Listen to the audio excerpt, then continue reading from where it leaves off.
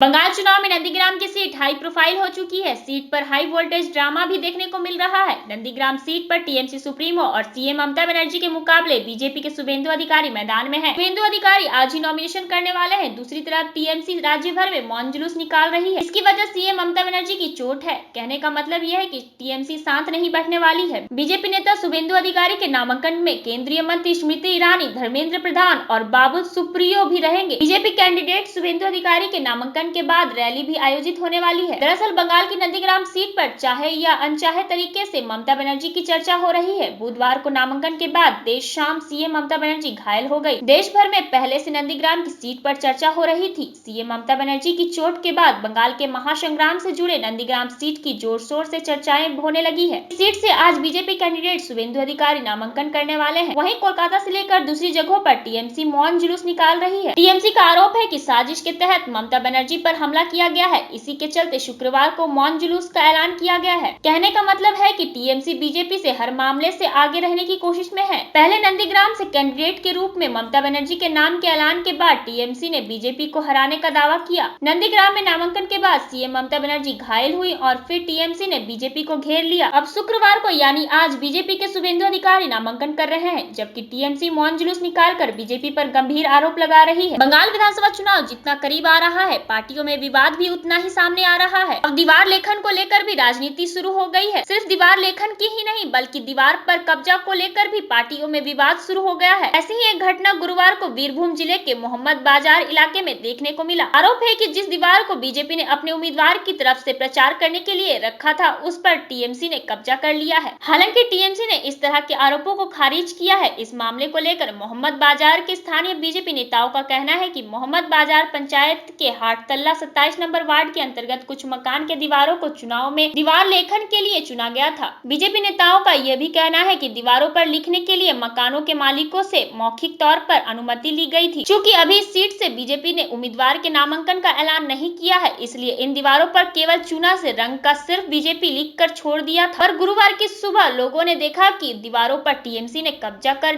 दीवार के लेखन का कार्य शुरू कर दिया है। टीएमसी पर आरोप लगाया है कि मकान मालिकों को डराकर उनसे अनुमति पत्र का हस्ताक्षर ले लिया गया है। घटना के सामने आने के बाद गुरुवार को टीएमसी और बीजेपी में झड़प शुरू हो गई थी। आरोप से पल्ला झाड़ते हुए मोहम्मद बाजार के टीएमसी नेता तापस सिन्हा ने कहा कि किसी के भी दीवार पर कब्जा नहीं किया गया है। मकान मालिकों से अनुमति लेकर ही दीवार लेखन किया गया है। बीजेपी द्वारा लगाया गया आरोप बेबुनियाद है। पश्चिम बंगाल विधानसभा चुनाव से जुड़े हर अपडेट के लिए बने रहे कमिंग भारत के साथ।